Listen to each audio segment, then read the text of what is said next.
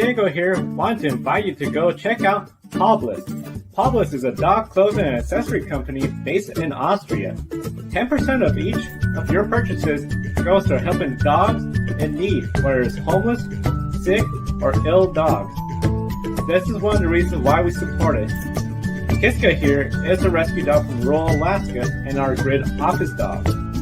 We care about our furry buddies, and we know you do as well. So definitely check out Publis.com. There's a link on the video description, and by clicking on that link, you get a 10% discount on your purchase as well.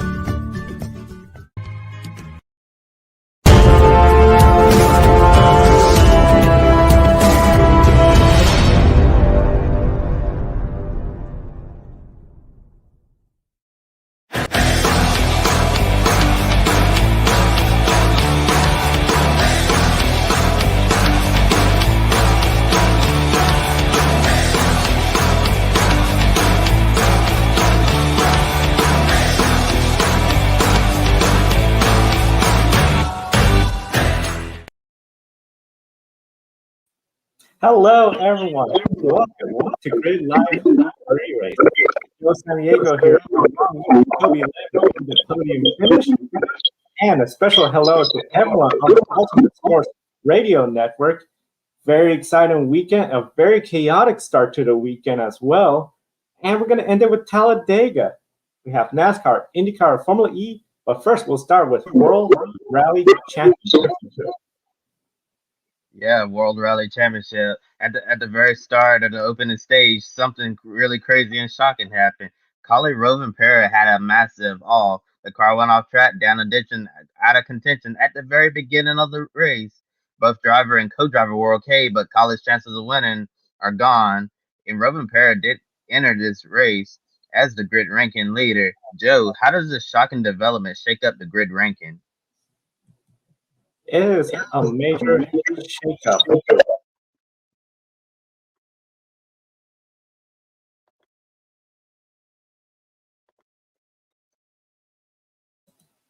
The big thing, of course, is when we see Collie Rovanpera going out this early, it makes it hard for him to come back in the grid ranking.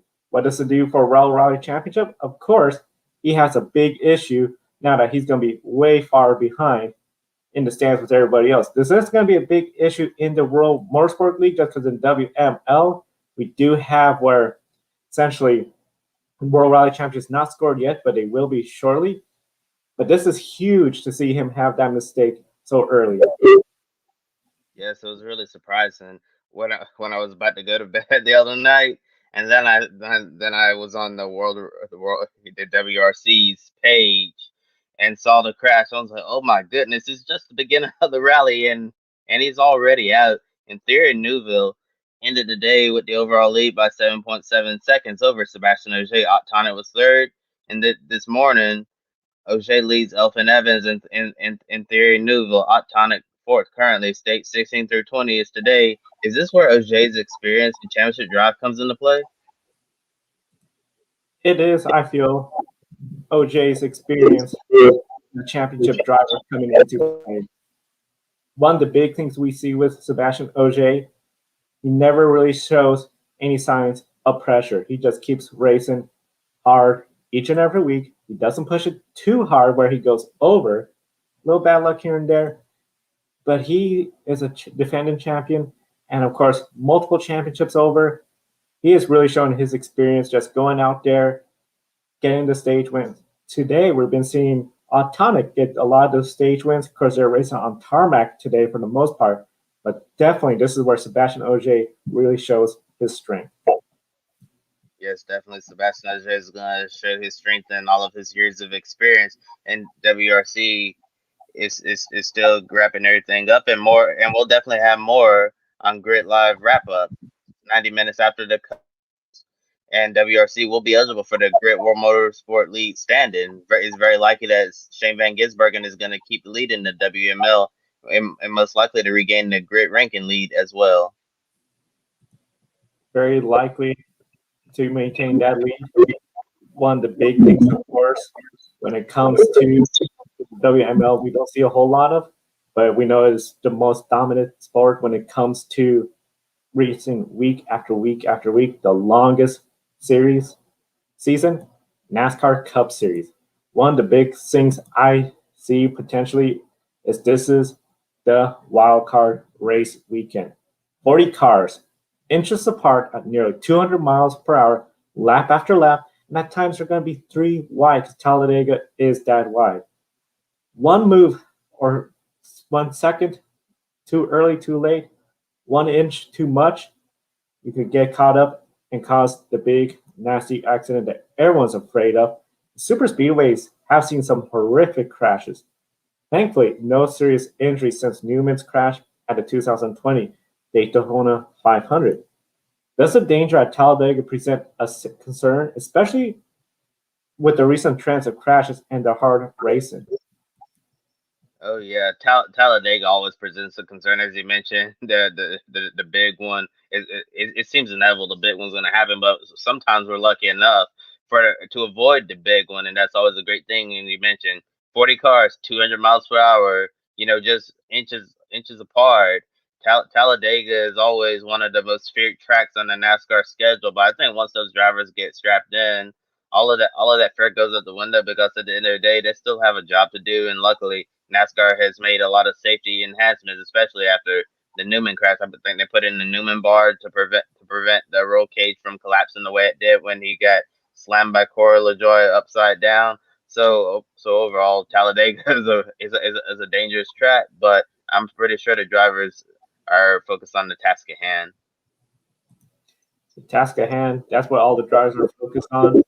I do see where the drivers, they're going to go out there, focus on just trying to get that win, get a spot in the playoffs. The Rays, despite being a wild card, sometimes we could see a driver dominate and own the racetrack. We've seen Dale Earnhardt Jr. in the past do that.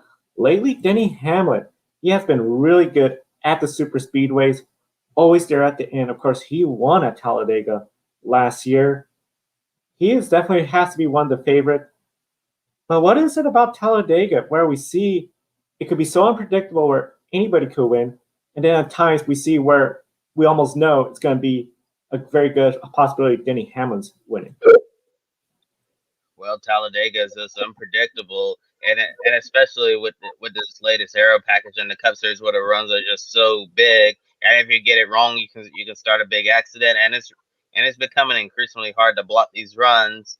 I know before we had this aero package, you had time to get up there and block the run coming from the outside or the inside, depending on where you were. But with this runs, you need to get it just right, or if not, you're going to get run over early in the race. Drivers might cut you some slack and let you in, but if it's like 5 laps to go, if the outside lane has a lot of energy, you're on the bottom, and you come up late, you might get turned in front of the field and cause the big one. It's just that Talladega is so unpredictable, especially what we've seen with the manufacturer team orders, where you're going to see the Chevys fit together, the Fords and the Toyotas.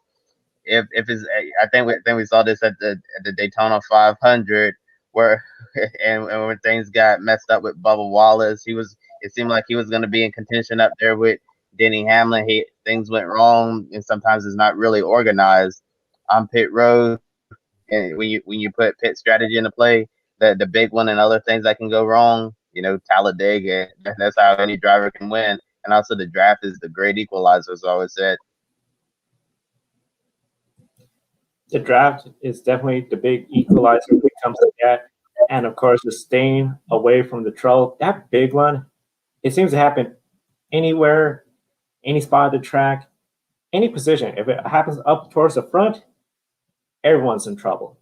If it happens midfield, everyone, of course, ahead, you're spared from it. But there still means there's potential for more serious accidents. And we've seen an increase in crashes where we got about 4 or 5 vehicles. Is really one of the big things with this super speedway package is just going to be really unpredictable to see.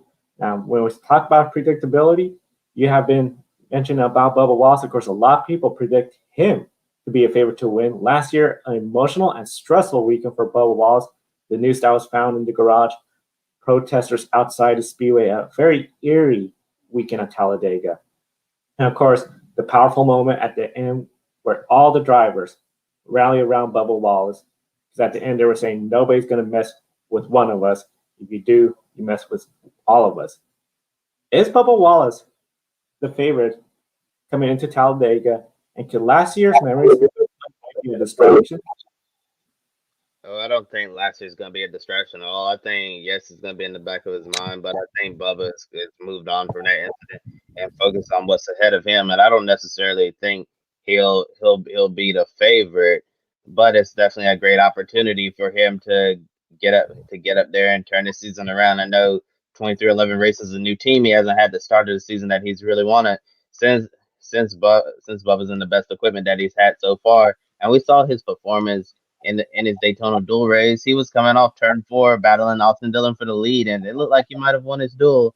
And also, he had a really fast number 23 Toyota Camry in the Daytona 500 until all of those issues happened for him. So it definitely seems like the Joe Gibbs Racing Toyota's 2311 with the Alliance. They built some really fast super speedway cars. So I think if Bubba wants to change the narrative of how the season has gone for him so far, very early on, I think winning at Talladega could certainly be a possibility. And I feel like if this were to happen, it would be a great day for everyone involved and really help his confidence. It would be a confidence boost. A big confidence boost. That team has the equipment. Of course, it's a brand new team, new crew, new chemistry that's developing. So it makes it a lot challenging, as always. Of course, they're with Toyota. You brought up how the Toyotas, Bubba Wallace, they look like they were one of the favorites to win, as well as Denny Hamlin and the Toyota train. But there's so few of them. So when it came to those green flag pit stops at the very end, they got spread out. Next thing you know, they were behind the Chevrolets and the Fords. And we've seen Fords, especially Stewart Haas Racing in the past, team up, dominate this race. One of them goes on to get the win. Will we see the same again? And is Toyota at that disadvantage? I wouldn't necessarily say that Toyota is at a disadvantage. They just need to be a little bit more organized coming off a pit road, or maybe try to find when Chevrolet or Ford's going to pit and try to time it perfectly so you can pit with them, and so you can have more cars in the draft getting up to speed. And I do expect that we're going to see those manufacturers teaming up when it comes to pit stops. But I think when it's come down to the very end of the race, all of those manufacturers' orders are going to go out the window. Very end of the race, the manufacturer orders, they'll go out the window. One of the big things I think, and we saw a little bit about this in the Daytona 500, you didn't want to be the driver to cause your manufacturer to lose the race because you made a move too early. It worked out for Ford, where when Keselowski and Logano did make contact, McDowell was there to get the win. But I think had it been Austin Dillon or a Chase Elliott, we would have seen more discussion about that. Now, of course, Talladega is racing tomorrow, and the weather for tomorrow shows clear skies at Talladega.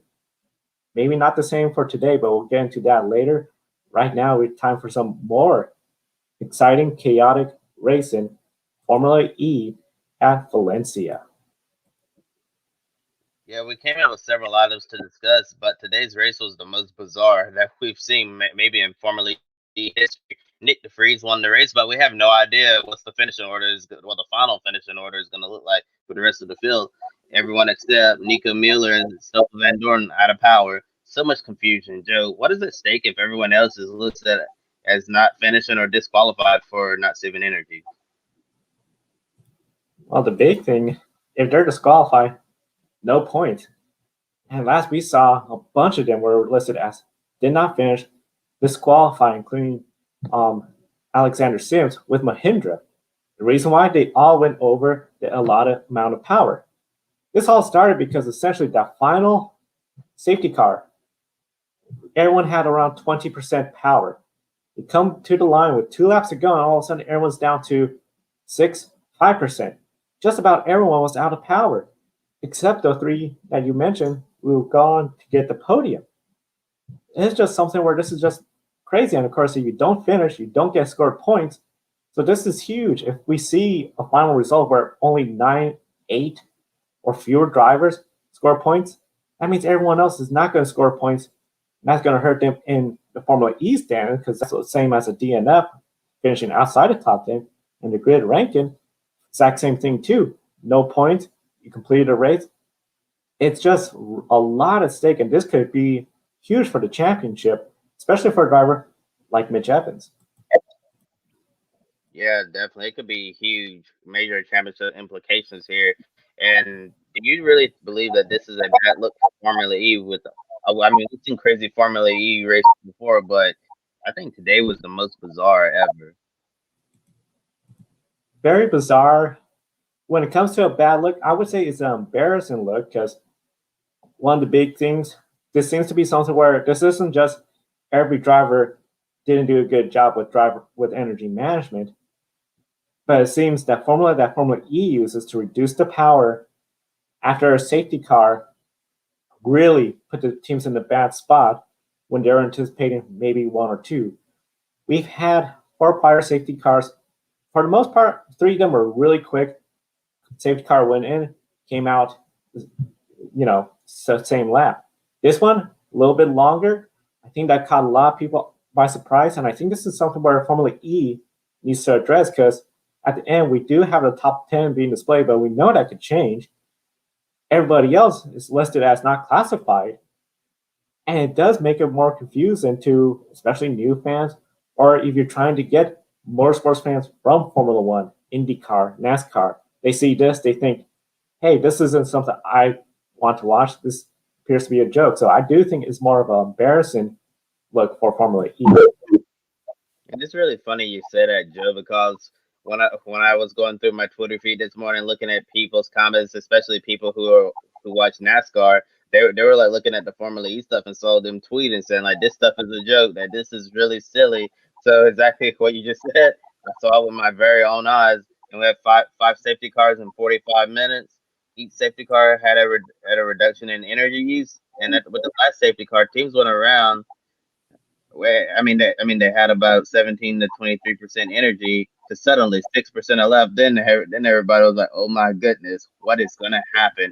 Should Formula E just let them run a shootout flat out, not reducing energy? When it comes to, I know Formula E missions, we use as little energy as possible throughout the race.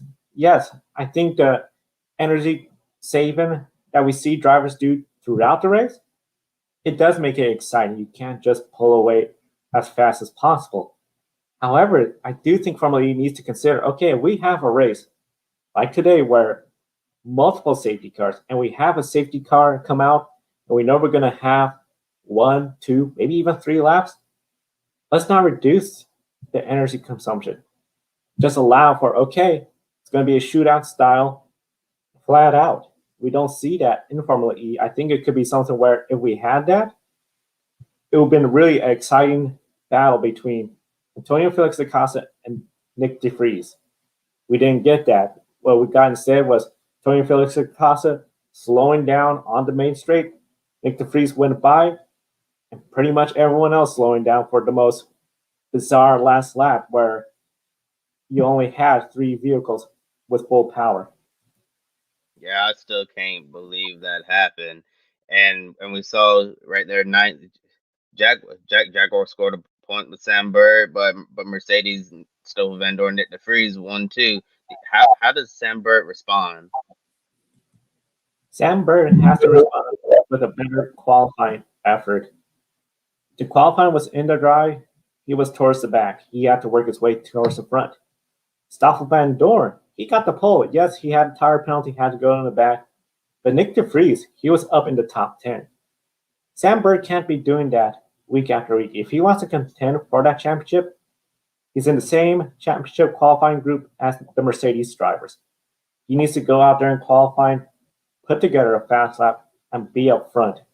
If he could be up front tomorrow in the race, he has a shot at winning.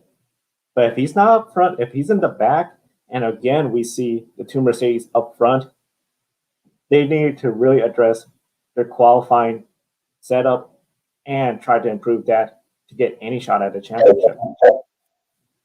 And as we brought to you earlier this week on Grid Tonight, Formula E announced changes to the calendar for the rest of the season. After a year away, finally racing is returning to the streets of Monte Carlo. Yeah, the Monaco E Prix is coming up soon, and then also we have four double headers to conclude the season. We have going back to Mexico, but we're not going back to Mexico City, home of the Formula One Grand Prix. We're actually going to be going to Puebla instead because the traditional Mexico circuit is being used as a temporary field hospital for COVID-19 patients. Then we're going back to New York City and streets of Brooklyn, London, and then Berlin is going to be the season finale again. So, Joe, here's my question for you: has the extended calendar benefited any particular driver or team? This extended calendar, I think, is a big thing for everyone trying to catch up to Mercedes. Coming in, one of the big things was Mercedes had won about half the race. Well, now they got another win today. There's no reason why they can't get another win, essentially, tomorrow in the race. Now that we have Monaco, United States, Mexico, London, and Berlin, this is a great opportunity, I think, for Diaz Chachita. Antonio Felix Acosta, he was leading this race. Realistically, if that last safety car didn't come out, for sure he'd be on the podium. Big turnaround compared to where he was earlier this year. John-Eric Verne, he already got to win, but he was marred in the midfield, just stuck in traffic. This allows them the opportunity to catch up. They're third in the constructors. They could easily get there. Sam Bird, a longer season. That means what happened today. Try to put that behind you. Go out there, step up your performance, and now you have more time to go catch up and hopefully contend for that championship. So this is a big boost for everybody, but still, when it comes to Mercedes, that is the team to beat. Yeah, definitely Mercedes a team to beat in Formula E. And when you say Mercedes a team to beat, you always think Formula One, and now it's really crazy that Mercedes has some really good programs, obviously in Formula One and now Formula E as well, the 1-2 punch. And I do think that the calendar has benefited everyone across the board because instead of only having like a few races to go, then season's over. Then you have several double headers and a lot of opportunities to score points. If you haven't had the great start to the season, this point that you really wanted, you now have multiple opportunities to go out there and win. See, 2 races in Mexico, Puebla, 2 races on the streets of Brooklyn, 2 races in London, and then Berlin. We remember Berlin last year when we did our Formula E Fest with Jack from Formula E Zone. Six races, 3 different layouts to close the season. Yeah, Berlin season finale. It's yeah, and you know, oh my god, I got a little tongue tied there. We just move on to IndyCar section, trying to talk too fast. Not a problem. Now it's time for some IndyCar race. IndyCar, St. Petersburg, traditionally is the season opening race. Of course, a little bit delayed. It hosted the season finale last year, and now second round of the race weekend, and we have essentially a lot to talk about when it comes to the race. Especially Alex Palou, the surprise winner at Barber Motorsports Park. We talked about on Grid Life Rapid. Was he really surprised? For some, yes. For others, no. Still very impressive that the fact he was only the third driver to win their first start with Chip Ganassi Racing, as Adam Lemery's pointed out. Michael Andretti and Dan Wilden were the first 2 to do it. My question, will Alex Palou be the first driver with Chip Ganassi Racing to win his first 2 races? I think Alex Palou is going to have a good weekend on the streets of St. Pete, but I don't really see him going too.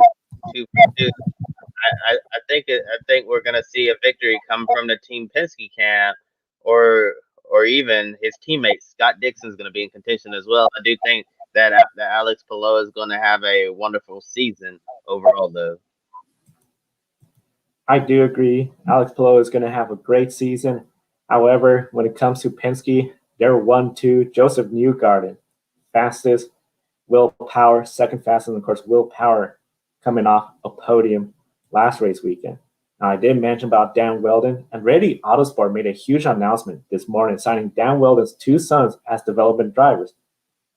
And Ready will take Sebastian and Oliver Weldon under their wing with the goal of getting them into the road to Indy.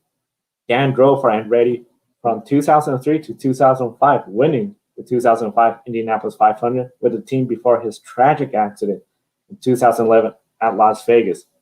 Dan was scheduled to replace Danica Patrick at Andretti Autosport in 2012 when Danica made the move to NASCAR. The season after his win at the 2011 Indy 500 with Brian Herta. Kobe, were you surprised by the big announcement this morning? Yes, I was really surprised by the announcement this morning. I think everybody's been thinking that this was going to be an announcement for A6 Andretti entry at the Indianapolis 500. It's no secret that Andretti's been working with a driver behind the scenes to put together a deal to run a six car to attempt the Indy 500, and that's what I was assuming this morning. I'm like, I wonder who it's going to be, and then here comes the announcement that Dan Weldon's two young boys are going to be driving for the team as development drivers and on the road to Indy at that. And yes, it was really surprising, but I think it was also quite the sentimental announcement. And I even posted on my Twitter feed: is someone cutting an onion this morning? Because knowing Dan's story and his young boys having success very early on in their young racing careers, it was just really special to hear that, and Andretti's going to be mentoring his two young sons, Sebastian and Oliver, and maybe one day we'll see them racing in the NTT IndyCar series. It will be really, really big moment to see them in the IndyCar series someday. That would just be huge for a lot of fans, including myself. Las Vegas 2011 is something we'll sadly will never forget. Very tragic accident, and definitely to hear that the two boys are going to be under Andretti Osborne's wing, that is just really exciting news. One of the big things, of course, with the Indy cars, one of the drivers that was in that race, Will Power, as we mentioned, he got second place last race weekend. He said he needed a podium in the first race to have any shot at a championship. The last four season openers, he only had one podium prior to this past weekend. What does Powers have to do to continue his championship effort? Oh, Will Power just needs to keep being consistent. I think he got off to a really great start last weekend in Barber, and I know his teammate Joseph Newgarden is going to be playing some catch up, and also Colton Hurt as well after crashing out of last week's race. But I do agree. I do agree with Power when he says that you need to get a podium in the first race to like really have a shot at championship. And yes, you can have a bad opening race and catch up, but like I said last week, I think it'll be more important to start off the season right, so you're not playing catch up instead of being in a hole. And it seems like a lot of times when you start off in a hole and trying to climb your way up, then like there's like no room for error, and I feel like it adds a lot of additional pressure on yourself. And I mentioned last week with Alexander Rossi when we started off the year at Texas, him and Andretti Autosport had their issues to start off the season, and it just never got better from there. It just seems like once he got in that championship hole, he just had to try to keep trying to climb out of it, and then it seemed like everything went wrong for Rossi. So I do think that Power needs to keep being consistent, keep knocking off podiums, top fives, finishing in the top 10 at worst, and just be Penske perfect. When it comes to Will Powers, I think one of the big things is that consistency and avoiding the mistakes. It seems year after year, a mistake, especially the pit stops, a mistake on the track, pushing a little too hard, puts him in a bad spot, puts him behind, and sometimes out of the race. Of course, the strong championship favorite, Scott Dixon, third last weekend. All three Chip Ganassi racing cars looked fast. Ericsson was in the top five until low fuel dropped him to eighth on the last lap. And Reddy, really nowhere to be seen for most of the race. But of course, two of their cars were involved in that lap one crash, Colton Herta and Ryan Hunter-Reay. Is that Reddy Osborne is in a critical stage where they need to get a good run this weekend. Yes, I think it's critical that Andretti has a good weekend. I mean, last week Alexander Rossi was really strong early in the race, but the team just really missed it with the strategy and faded a little bit towards the end of the season opener at Barber. And I feel like if Cole Nerda hadn't have crashed out, he would have had a good run. Ryan Hunter-Reay, bad luck to start off the season, and James Hinchcliffe didn't really sniff much of the front running order for much of the race. So I think it's really important for Andretti to have a solid run because it seemed like their program has lost a step in the last couple of years. It does appear that the program has lost a step in the last couple of years. It's going to be really interesting how Andretti Autosports rebound this race weekend. We saw Colton Herta is up there in the time charts as well. Definitely a lot of potential, I think, this weekend for them. The big news, it has to be positive feelings. in at Radio All Sports. And hopefully we have positive news when it comes to Xfinity racing. Hopefully Mother Nature cooperates. Yeah, definitely hope Mother Nature cooperates, and if she doesn't interfere, today we'll have an ARCA Menard Series NASCAR Xfinity Series doubleheader at Talladega Super Speedway, and there is potential for severe weather later in the day. Everything is looking fine right now at the track, and the radar is looking okay, but there's still some opportunities for this severe weather to redevelop and cause some issues later in the day. In about 30 minutes, ARCA coverage is going to be starting at 1 p.m. Eastern Time on FS1, then the Xfinity Series at 4 p.m. Eastern Time on Fox. There's no ARCA qualifying this weekend, so the lineup was set based on 2020 owner points. Ty Gibbs is starting on the pole with defending champion and Alabama native Brett Holmes lining up alongside other drivers in the field. Gracie Trotter starts third.